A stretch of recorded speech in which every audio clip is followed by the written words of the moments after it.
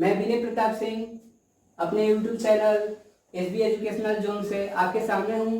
आज हम लोग क्लास 9 का फिजिक्स स्टार्ट करेंगे। पहला चैप्टर जो मोशन है, तो हम लोग आज मोशन स्टार्ट करेंगे। उसमें मोशन में क्या पढ़ेंगे कि पहले मोशन क्या होता है। मोशन कुछ पैरामीटर्स पे डिफाइन होता है। पैरामीटर्स से जैसे distance, displacement, speed, velocity, average velocity,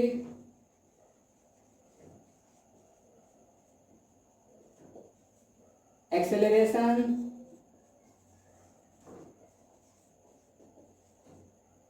इन सब पैरामीटर्स से मोशन में हम लोग ये सब पैरामीटर्स पढ़ते हैं।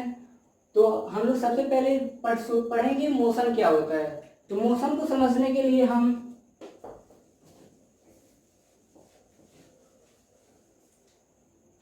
एक पाथ बनाते हैं। पहले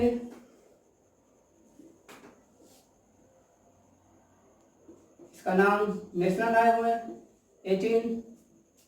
इस पे हम एक कार को ट्रेवल कराएंगे और यहाँ पे एक ऑब्जर्वर है।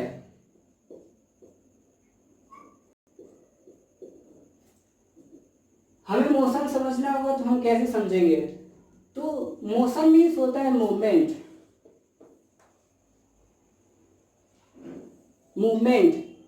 तो हम देखेंगे कि अगर चाहते हैं कि ये कार यहाँ से इस पोजीशन से कहीं और यहाँ पे चली जाए, तो इसे कुछ करना पड़ेगा। तो जब ये कार मूवमेंट करेगी, इस हाईवे पे रन करेगी, तो वो अपना पोजीशन ए से बी चेंज करेगी और ये ऑब्जर्वर इसे ऑब्जर्व करेगा कि कार पहले यहाँ पे थी, कुछ टाइम बाद कार वहाँ बी पे पहुंच जाती है। तो हम जब मोशन को डिफाइन करते हैं तो कहते हैं movement of an object, movement of an object with some reference frame, with respect to some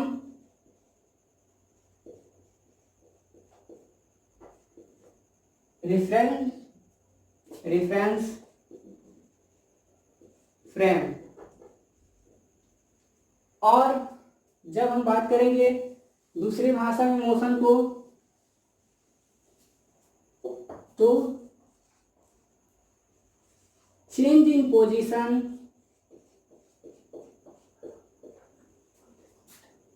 with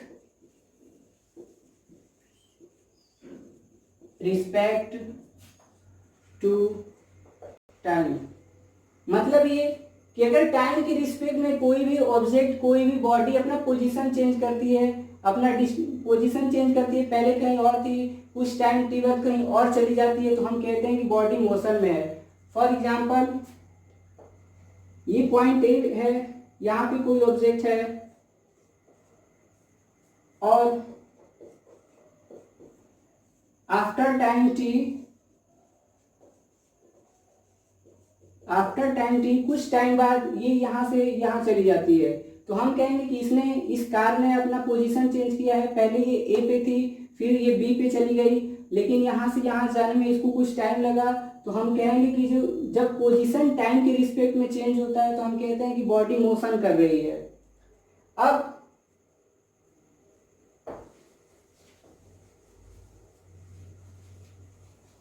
हमने देखा था कि हमारे पास जो पाथ था उस पे कोई ऑब्जेक्ट अपना पोजीशन चेंज कर रहा है। तो मान लेते हैं कि ये ऑब्जेक्ट यहाँ पे है, कुछ देर बाद यहाँ पे चला जाता है। तो ये यहाँ से यहाँ जो कुछ पाथ कवर करता है, इस पाथ को हम डिस्टेंस कहते हैं। तो डिस्टेंस की डेफिनेशन क्या बनेगी? Actual path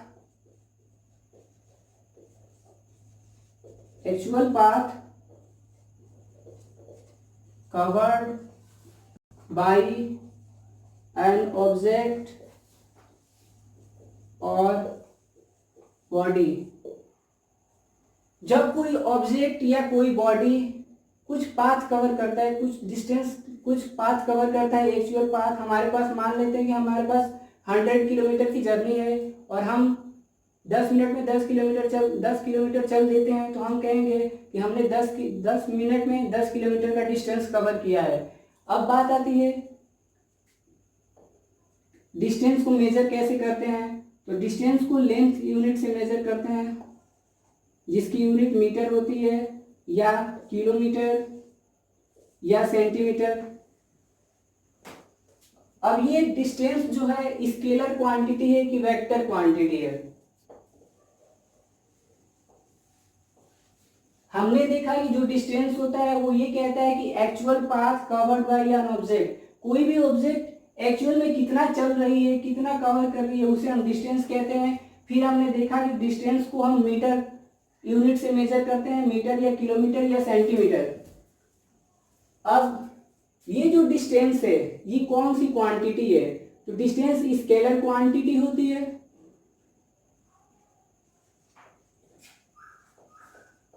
distance scalar quantity है। अब ये स्केलर क्वांटिटी क्या होता है। द फिजिकल क्वांटिटी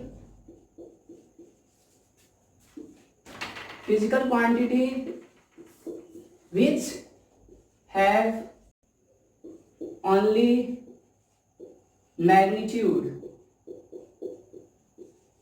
ऐसी फिजिकल क्वांटिटी जिसके पास केवल मैग्नीट्यूड होता है। मीन्स कि अगर हम बोले कि डिस्टेंस इज इक्वल टू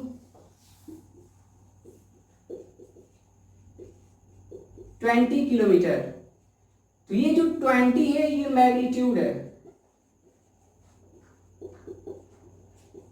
और ये डिस्टेंस किलोमीटर जो है डिस्टेंस की यूनिट है। तो जब ऐसी फिजिकल क्वांटिटी जिसके पास केवल मैग्नीट्यूड हो उसे हम कहते हैं स्केलर क्वांटिटी। और एग्जांपल अगर हम बोले कि किसी बॉडी का मास ऑफ बॉडी 5 kg, तो यहाँ पे तो बस बॉडी के मास के पास केवल मैग्नीट्यूड है और ये यूनिट होती है मास मेजर करने की, तो 5 kg। यानी कि ऐसी फिजिकल क्वांटिटी जिसके पास केवल मैग्नीट्यूड होता है। मैग्नीट्यूड मतलब कि अमाउंट, कितने अमाउंट में वो प्रेजेंट है उसको हम मैग्नीट्यूड बोलेंगे। और ऐसी फिजिकल क्वांटिटी जिसके पास केवल मैग्नीट्यूड होता है हम उसे स्केलर क्वांटिटी कहते हैं। तो हमने देखा कि डिस्टेंस होता है actual path covered by an object और बॉडी। इसकी यूनिट होती है मीटर, किलोमीटर, सेंटीमीटर। और ये स्केलर क्वांटिटी होता है, जो कि स्केलर क्वांटिटी क्या होता है। तो ऐसी फिजिकल क्वांटिटी जिसके पास केवल मैग्नीट्यूड होता है, कोई डायरेक्शन नहीं होता है। अब बात आती है कि क्या डिस्टेंस निगेटिव हो सकता है। तो डिस्टेंस कभी भी निगेटिव नहीं होता है।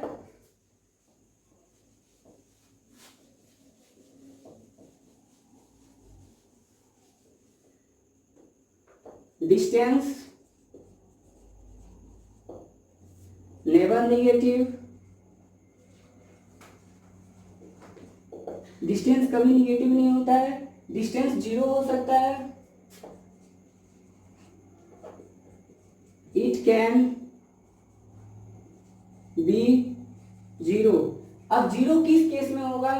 तो अगर मैं किसी ऑब्जेक्ट की बात करता हूं, एक पर्सन है जो time t equal to 0 second पे पॉइंट ए पे है। एक पर्सन एग्जाम्पल हमने लिया है, जब टाइम 0 सेकेंड था तो वो पॉइंट ए पे था। जब टाइम 5 सेकेंड हुआ तब भी वो पॉइंट ए पे ही था। इस टाइम में भी वो पॉइंट ए पे था। यानी कि ये बॉडी जो है कोई मोशन नहीं कर रही है। जब कोई मोशन नहीं कर रही है तो ये ना कोई डिस्टेंस कवर करेगी, ना इसमें डिस्प्लेसमेंट होगा। तो डिस्टेंस कैन बी 0, डिस्टेंस 0 हो सकता है। अब अगला टर्म हम लोग पढ़ेंगे डिस्प्लेसमेंट।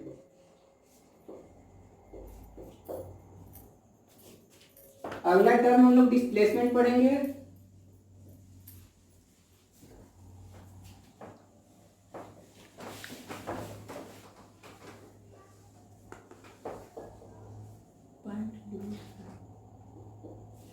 तो डिस्प्लेसमेंट होता है the shortest distance between initial and final position. Displacement होता है the shortest distance between initial and final position. जब कोई ऑब्जेक्ट पॉइंट ए पे है, कुछ टाइम टी बाद पॉइंट बी पे चला जाता है, तो ये ए से बी जाने में कोई एक्चुअल पाथ कवर कर रहा है, जिसे हम डिस्टेंस बोलते थे। अब हमारे लिए जो ए है ये इनिशियल पॉइंट है, और ये जो बी है ये फाइनल पॉइंट है। ऑब्जेक्ट जहां से स्टार्ट होता है जर्नी करना, जहां से चलना शुरू करता है, हम उसको इनिशियल पॉइंट बोलते हैं, और जहां पे वो जाके रुक जाता है हम उसको फाइनल पॉइंट बोलते हैं। तो कहता है कि अगर ए से बी ये चल के ट्रेवल करके जाता है, ए से बी अगर ये पर्सन ट्रेवल करके जाता है तो ये कुछ डिस्टेंस कवर करेगा। अब डिस्प्लेसमेंट पे आते हैं तो कह रहे हैं the shortest distance between initial and final position. तो इसकी इनिशियल पोजीशन ए है और इसकी फाइनल पोजीशन बी है, तो इसके बीच का शॉर्टेस्ट डिस्टेंस क्या है? अभी तो शॉर्टेस्ट डिस्टेंस के ही बराबर है, मीन्स दैट कि जो डिस्प्लेसमेंट है डिस्टेंस के इक्वल टू हो सकता है। अब अगला कंडीशन अगर बोले, एक और एग्जांपल लेते हैं हम। एक ऑब्जेक्ट पॉइंट ए से चलता है, पॉइंट बी पे पहुंचता है, मीन्स ये कोई रनवे है। ए से बी जाने में अगर वो 10 किलोमीटर की जर्नी करता है, कोई ऑब्जेक्ट पॉइंट ए से चलता है, पॉइंट बी पे पहुंचता है, पॉइंट ए से पॉइंट बी के बीच की जो डिस्टेंस है वो 10 किलोमीटर है, लेकिन फिर ये ऑब्जेक्ट वापिस अगर आ जाता है, रिटर्न हो जाता है, जब ऑब्जेक्ट पॉइंट बी से वापिस आके यहां पे पहुंच जाता है सी पे, जो इसका हाफ है, यानी कि सी 5 किलोमीटर है। तो ऑब्जेक्ट चला था ए से, पहुंचा बी पे, लेकिन वो बी पे रुका नहीं, फिर वापिस रिटर्न हो गया। जब बी से वापिस रिटर्न हुआ तो वो सी पे रुका, यानी कि जो इनिशियल पोजीशन थी वो ए बनी और फाइनल पोजीशन सी बनी। तो इस केस में ये होगा इनिशियल पोजीशन, और जो सी होगा ये फाइनल पोजीशन।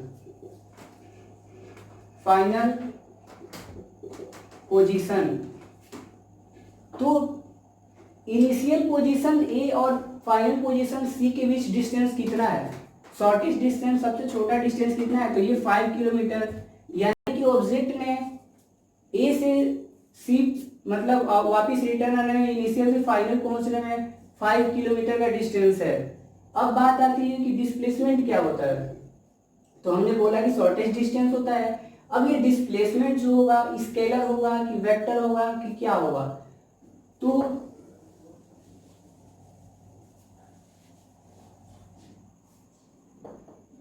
जो डिस्प्लेसमेंट होता है वो वेक्टर क्वांटिटी होता है। अब वेक्टर क्वांटिटी क्या होता है? तो फिजिकल क्वांटिटी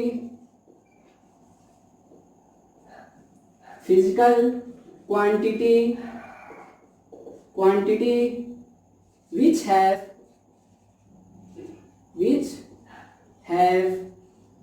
magnitude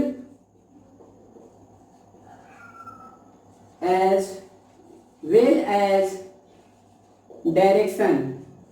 अब ऐसी फिजिकल क्वांटिटी जिसके पास मैग्नीट्यूड भी होता है और डायरेक्शन भी होता है। मैग्नीट्यूड मतलब कि अमाउंट, और डायरेक्शन मतलब एक प्रॉपर डायरेक्शन डिफाइन कर देंगे, नॉर्थ से जा रहा है, साउथ जा रहा है, ईस्ट जा रहा है, वेस्ट जा रहा है, ये सारा हम डिफाइन कर देंगे। तो हमने देखा कि ए से बी जा रहा है, ऑब्जेक्ट पहले ए से बी जा रहा है, तो इसके लिए पार्टिकुलर डायरेक्शन मैंने बता दिया कि ऑब्जेक्ट ए से बी मूव कर रहा है। तो अगर मैं बोलता कि ये ऑब्जेक्ट 10 यहाँ पे बी पे जाके रुक जाता है तो हम कहते हैं कि ये 10 किलोमीटर का डिस्प्लेसमेंट किया है। अगर फिर जब वो वापिस आता है बी से सी पहुंचता है तो हम देखते हैं कि रिवर्स हो जाता है, जिसके बीच की डिस्टेंस 5 किलोमीटर बच जाती है। तो हमारे पास जब डिस्प्लेसमेंट आता है तो हम उसमें बताते हैं कि भैया इसमें मैग्नीट्यूड के साथ साथ डायरेक्शन भी होगा। हम बोलते हैं एक एग्जांपल और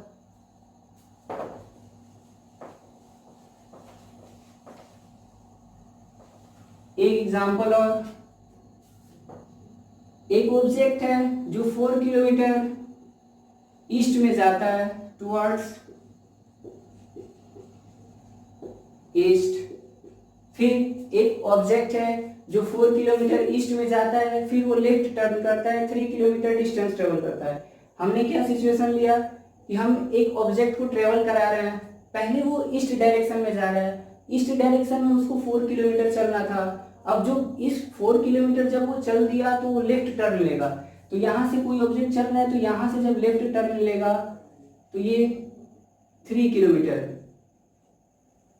सिचुएशन था कि एक ऑब्जेक्ट है जो ईस्ट में 4 किलोमीटर चलता है, फिर 4 किलोमीटर चलने के बाद लेफ्ट टर्न मार लेता है, तो लेफ्ट टर्न मार के उसने 3 किलोमीटर का डिस्टेंस ट्रेवल किया।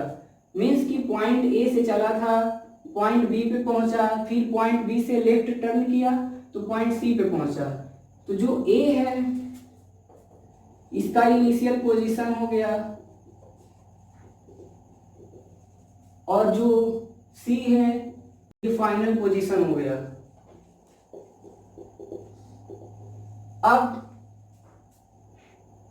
ए से सी तक जाने की इसके पास दो रास्ते हैं, या तो ए से बी जाएगा, बी से सी जाएगा, या इसके पास एक शॉर्टकट है कि वो सीधे ए से सी पहुंच जाएगा।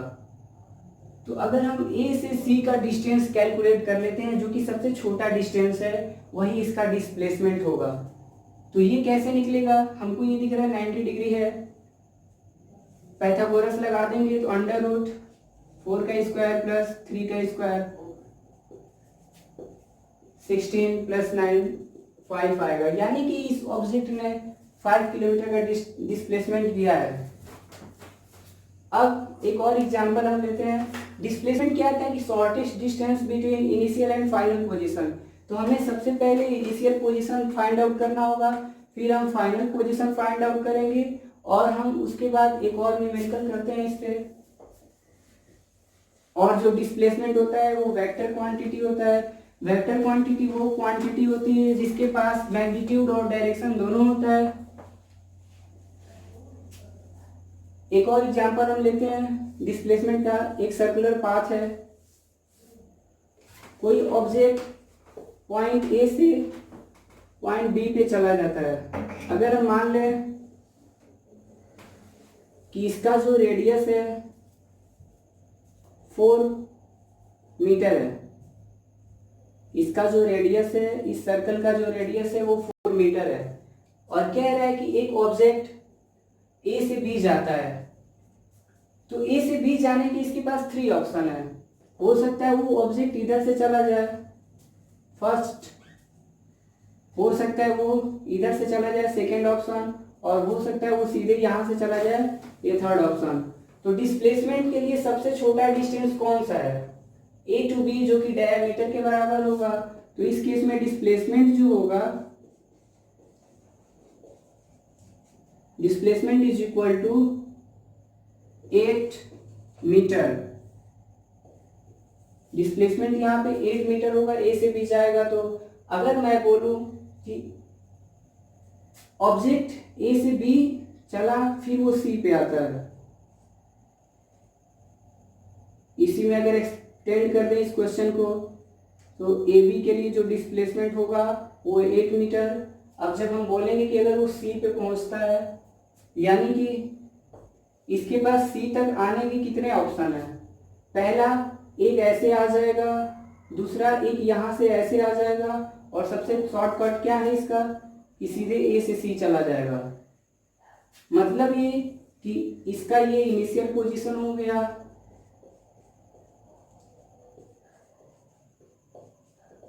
और जो C है ये फाइनल पोजीशन हो गया।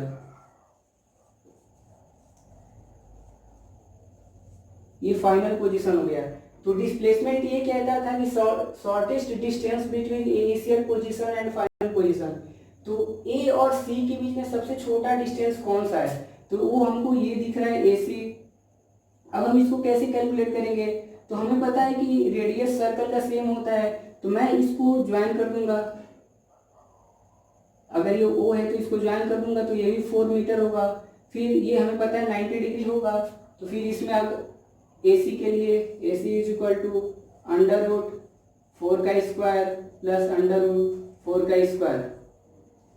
क्योंकि ये रेडियस भी 4 है, मतलब OA भी 4 है और OC भी 4 है। कौन सा ट्रायंगल हम ले रहे हैं, इन triangle AOC।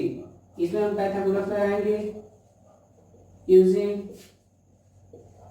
Pythagoras in triangle AOC। तो आएगा AC equal to under root 4 का स्क्वायर प्लस 4 का स्क्वायर, जो कि सॉल्व करने पे आंसर आ जाएगा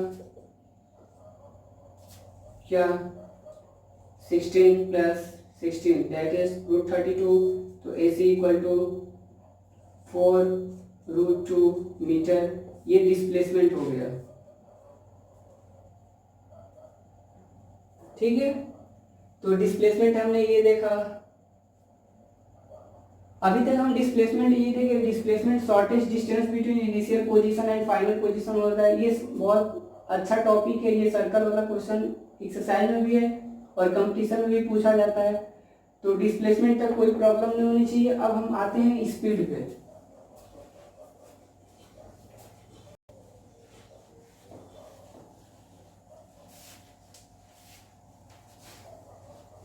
स्पीड,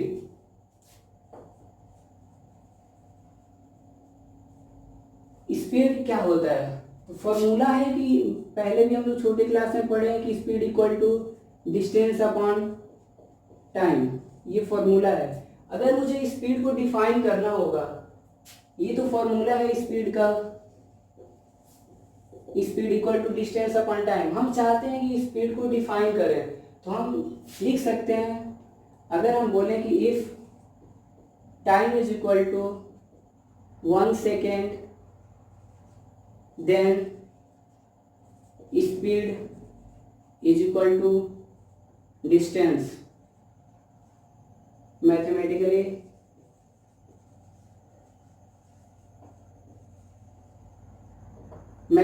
अगर बोले कि अगर हम टाइम की वैल्यू 1 सेकेंड रख देते हैं, तो हमारा जो फॉर्मूला बनेगा वो स्पीड इक्वल टू डिस्टेंस बनेगा। यानी कि कहेंगे कि स्पीड क्या है, फिर distance covered bye an object in 1 second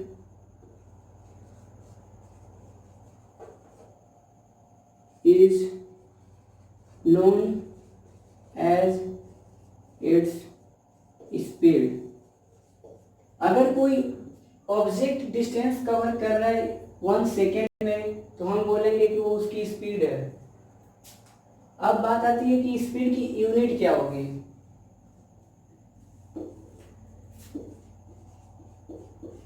unit of speed formula हमें दिख रहा है, D equal to S upon T, sorry S speed equal to distance upon time. हमें फॉर्मूला दिख रहा है कि speed equal to distance upon time, और स्पीड क्या था, distance covered by object in 1 second. और इसको डिफाइन करना चाहे तो ratio of distance and time is known as speed. तो यहाँ से अगर हमें यूनिट बतानी होगी कि स्पीड की यूनिट क्या होगी, तो हमें पता है कि हम डिस्टेंस को मीटर में मेजर करते हैं और टाइम को सेकेंड में मेजर करते हैं।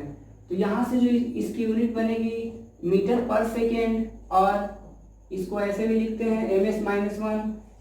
जब हम इस को न्यूमरेटर में ले जाएंगे ऐसे समझने के लिए, अगर हम चाहते हैं कि इस को ऊपर लेके चले जाएं, तो ये कन्वर्ट हो जाएगा ms-1। न्यूमरेटर में जब s जाएगा तो ms-1 हो जाएगा। ये इसकी यूनिट है। अब इसकी यूनिट किलोमीटर पर आवर भी हो सकती है। स्पीड क्या था, distance covered by an object in 1 second, जिसका फॉर्मूला था speed equal to distance upon time. फिर यूनिट की बात आई तो यूनिट मीटर पर सेकेंड और ms इनवर्स। अब बात आती है एवरेज स्पीड।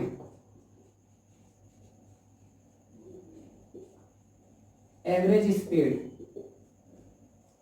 एवरेज से पता चल रहा है कि हमें किसी चीज का मीन निकालना है, तो ये होगा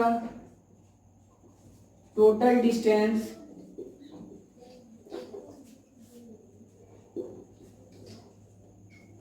covered by an object in total time, ratio of total distance covered by an object in total time means formula बना हमारा average speed is equal to total distance divided by total time. Example के लिए अगर बोले तो हम मान लेते हैं, करते हैं एग्जाम्पल इसका।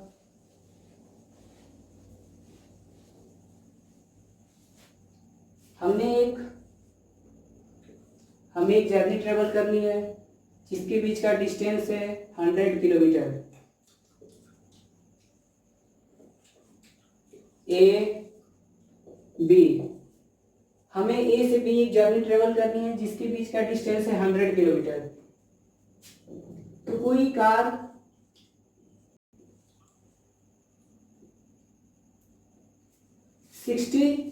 किलोमीटर पर आवर से जाती है, ए से बी 60 किलोमीटर पर आवर से जाती है एंड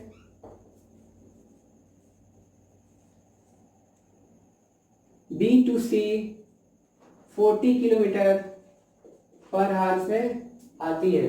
मतलब कि जब वो ए से बी जा रही थी तो उसकी स्पीड थी 60 किलोमीटर, और जब वो बी से ए आ रही थी तो इसकी स्पीड थी 40 किलोमीटर। तो हमें पता है कि ए से बी का डिस्टेंस 100 किलोमीटर है और स्पीड 60 किलोमीटर है, तो ए से बी इसको जाने में कुछ टाइम लगा होगा। तो अगर हम कैलकुलेट करें टाइम, मैं बोलूं कि ए से बी जाने में इसको टाइम t1 लग रहा है। जब वो ए से बी जा रही थी तो उसको टाइम t1 लग रहा था, और जब वो बी से सी आ रही थी तो इसको टाइम t2 लग रहा था।